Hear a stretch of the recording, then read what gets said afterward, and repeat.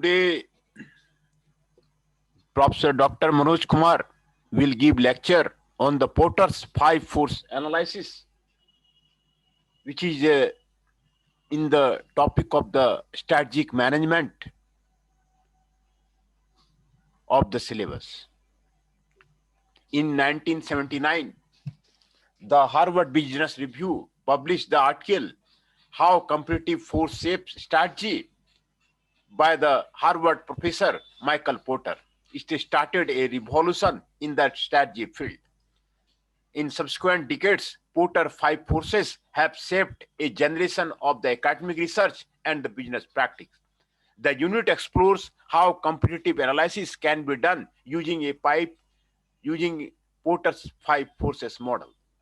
The five forces model is shown in the figure. Porter's five forces model. The threat to the new entrant, threat of the substitutive product of buyers, bargaining power of the suppliers, and bargaining power of the buyers. Rivalry among the existing forces. In essence, the job of the strategy is to understand and cope with the competition. However, managers define competition too narrowly, as if it occurs only among today's direct competitors. Yet competition for profits goes beyond established industry rivals. It includes four other competitive forces as well: customers, suppliers, potential entrants, and substitutes. The five forces model developed by the Michael E. Porter has been the most commonly used analytical tool for examining competitive environment. According to this model, the intensity of competition in an industry depends on the five basic forces. These five forces are threat of the new entrants, intensity of rivalry among industry competitors, bargaining power of the buyers, bargaining power of the suppliers, threat of substitute product and services. Each of these forces affect a firm's ability to compete in the given market. Together, they determine the profit potential for a particular industry. To understand industry competition and profitably, one must analyze industry's underlying structure in terms of the five forces as shown in the figure 4.1. In figure 4.1, the Porter's five force model have been given here. Porter argues that the stronger each of these forces are, the more limited is the ability of the established company to raise prices and earn greater profit.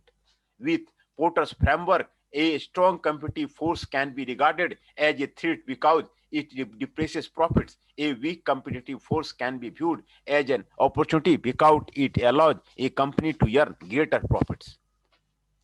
The strength of the five forces may change with time as industry conditions change. For example, in industry such as airlines, textile, and hotels, where these forces are intense, almost no company earns attractive return on investment. In pharmaceutical and toiletry, where these forces are benign, many companies earn attractive profit. Understanding the competitive forces and their underlying causes reveal the roots of an industry current profitability while providing a framework for anticipating and influencing competition and profitability over time. Understanding industry structure is also essential to the effective strategic positioning. Defending against the competitive forces and shaping them in company's favor are crucial to strategy. Forces that shape competition. The configuration of the five forces differ from industry to industry. For example, in the market, the commercial aircraft fierce rivalry among existing competitors, Airbus and Boeing, and the bargaining power of the buyers of the aircraft are the strong, while threat to the entry, the threat of the substitute, and the power of the supplier are more benign. Thus, the strongest competitive force of the forces determine the profitability of an industry and becomes the most important to the strategy formulation. The threat of the new entrants. The first of the Porter's five force model is the threat of the new entrants. New entrants bring new capacity of substantial resources to an industry with a desire to gain market share.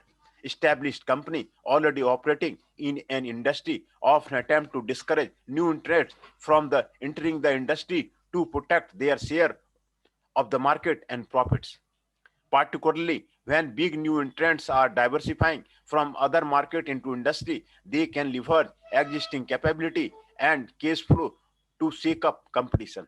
Pepsi did this when it entered the bottled water industry. Microsoft did when it began to offer internet browser, and Apple did when it entered the music distribution business.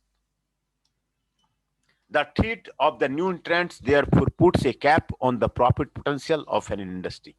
When the threat is high, existing company hold down their prices or boost investment to deter new competitors. And the threat of entry in an industry depends on the height of entry barriers, factors that make it costly for the new entrants to enter industry that are present and on the retaliation from the entrenched competitor.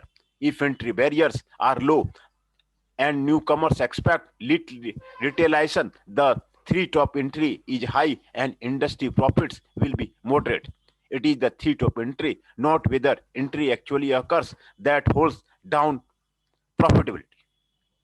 Another forces is the barrier to the entry. Entry barriers depend on the advantage that existing company have relative to new entrant. There are seven major sources. Economics of the sale. These are the relative cost of the advantage associated with the large volume of the production that the lower company cost structure.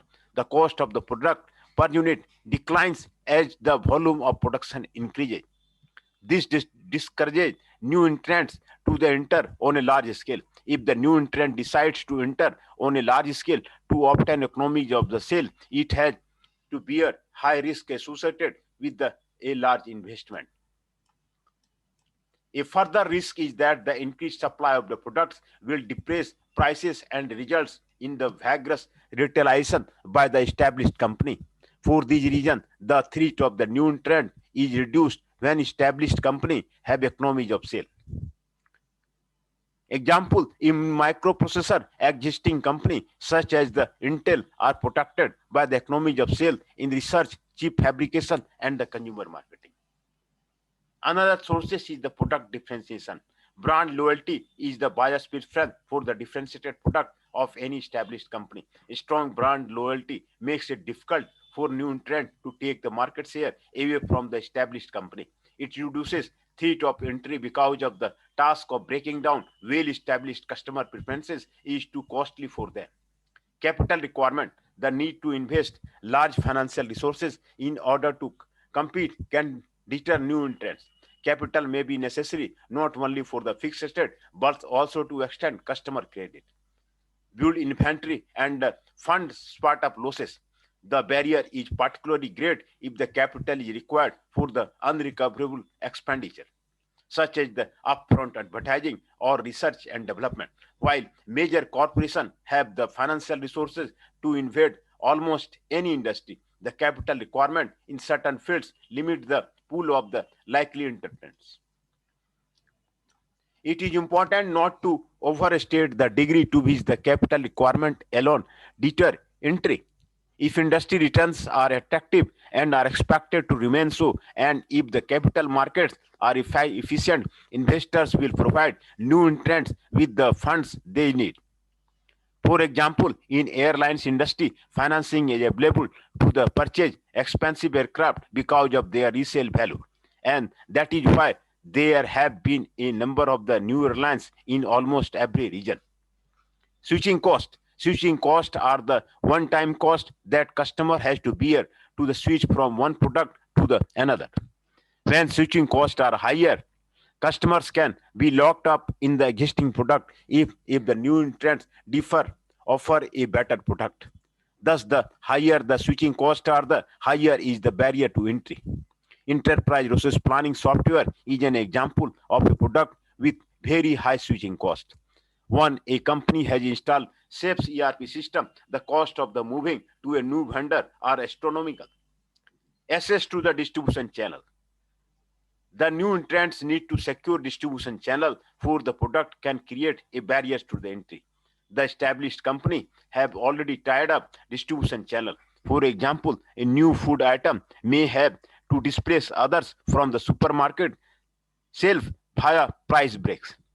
Promotion, intense selling efforts for the some other means, the more limited the wholesale or the retail channels are, tougher will be the entry into an industry. Sometimes, if the barrier is so high, a new entrant must create its own distribution channel, as Timex did in the watch industry in the 1950s. Cost disadvantage independent of the size. Some existing company may have advantage other than the size of the economy of sales. These are derived from proprietary technology, preferential access to the new to the raw material sources, government subsidy, and geographical location.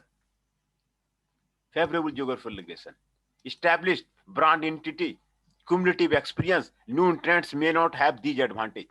Government policy, historically, government regulation have constituted a major entry barrier into the many industry. The government can limit or even foreclose entry into the industry with such control as license requirement and limits on access to raw material.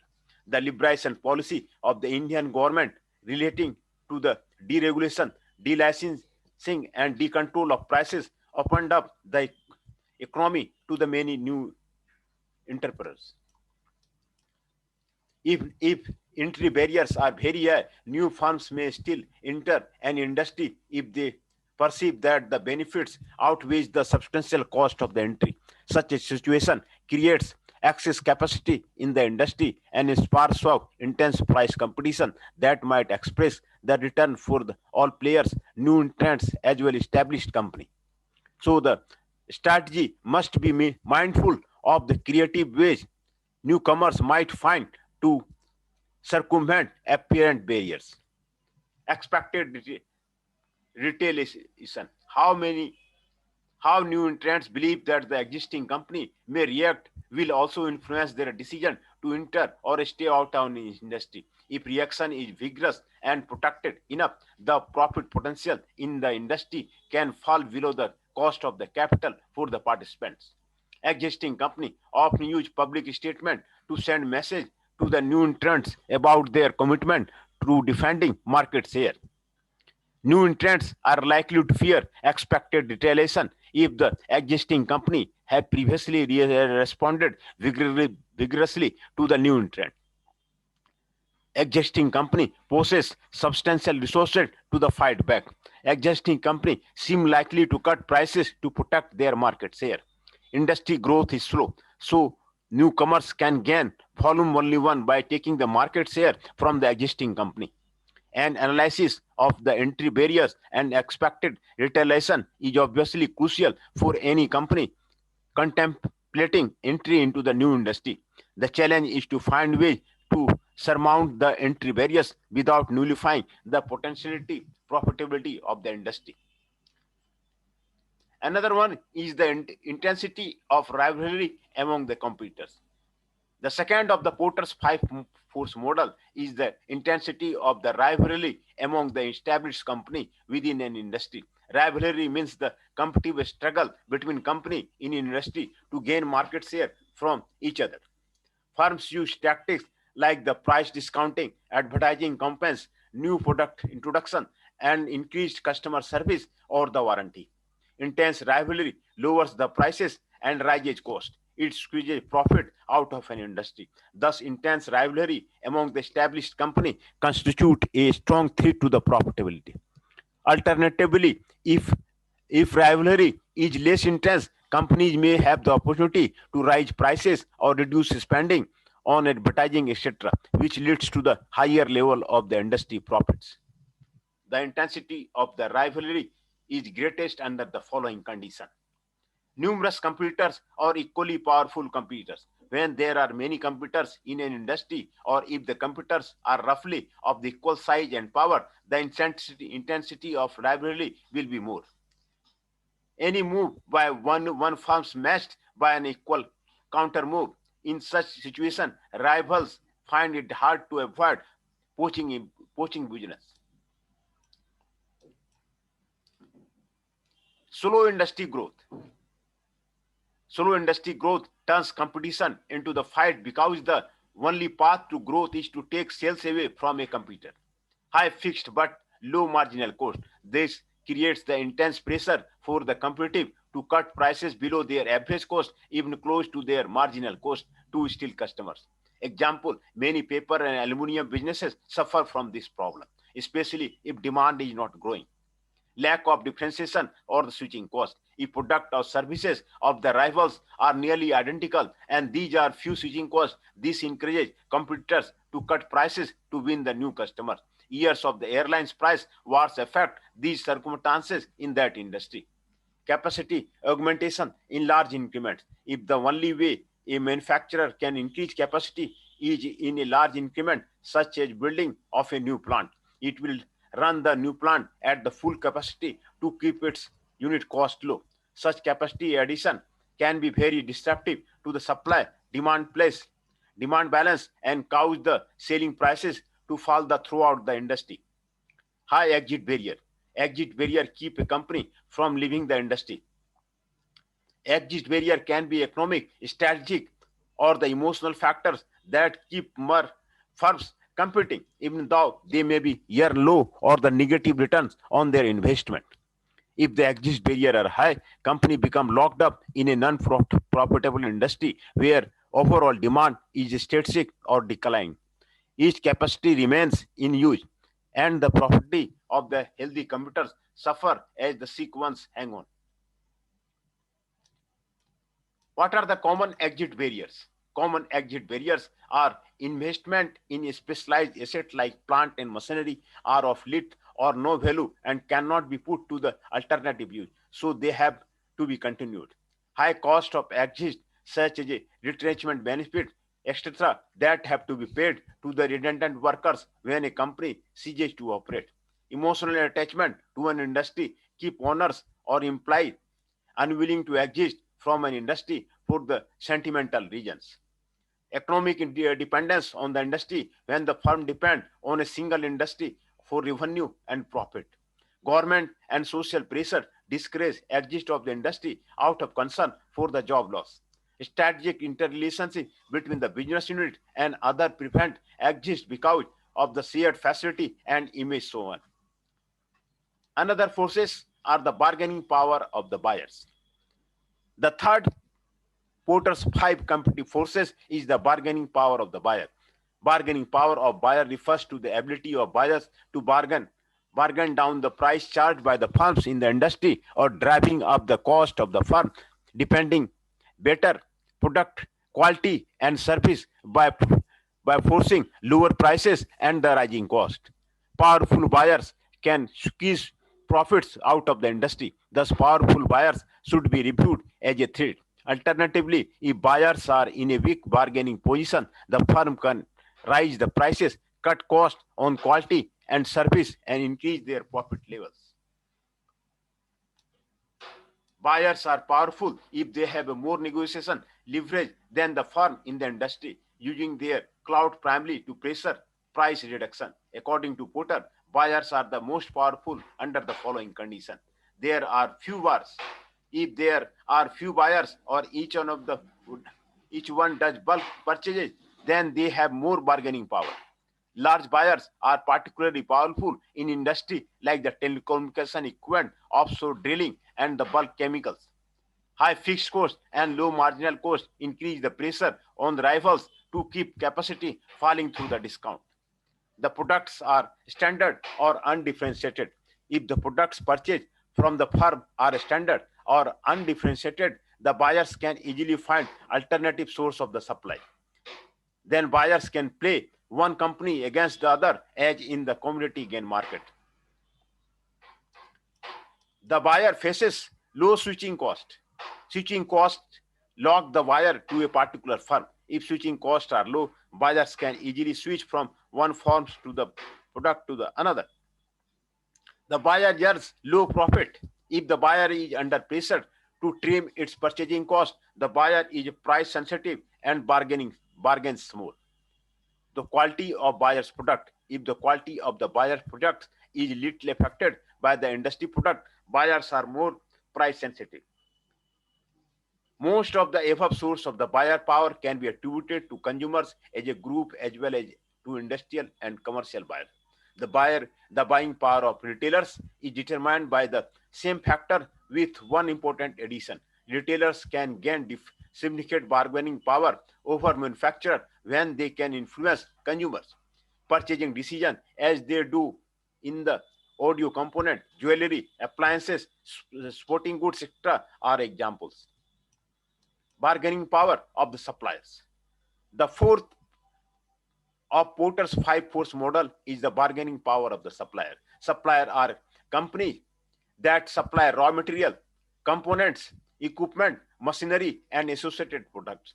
Powerful supply make more profits by changing their high prices, limiting quality of the services, or shifting the cost of the industry or participant. Powerful suppliers squeeze profit out of an industry, and thus there are a threat. For example, Microsoft has contributed to the erosion of the profitability among the PC makers by rising prices on the operating system. PC makers competing fiercely for the customers have limited freedom to rise their prices accordingly.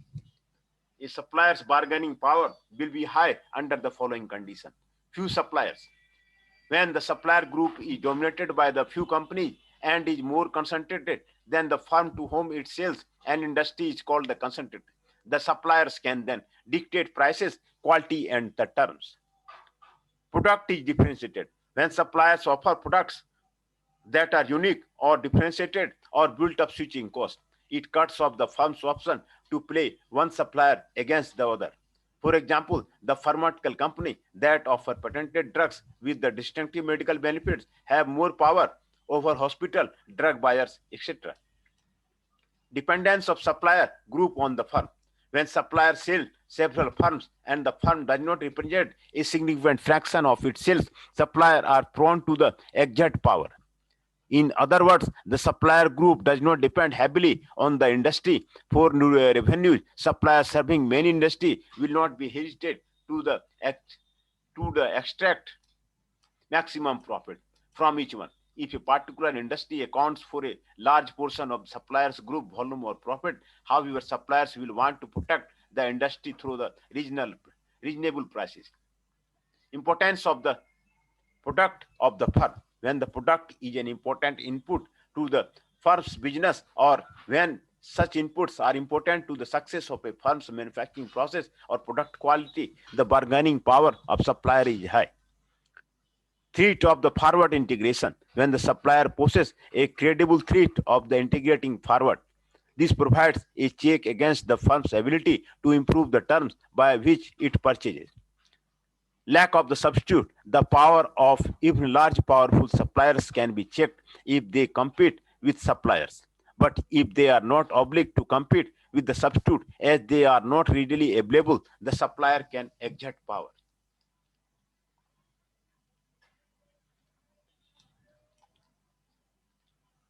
The last and the fifth threat of the substitute product is the fifth Porter's five force model.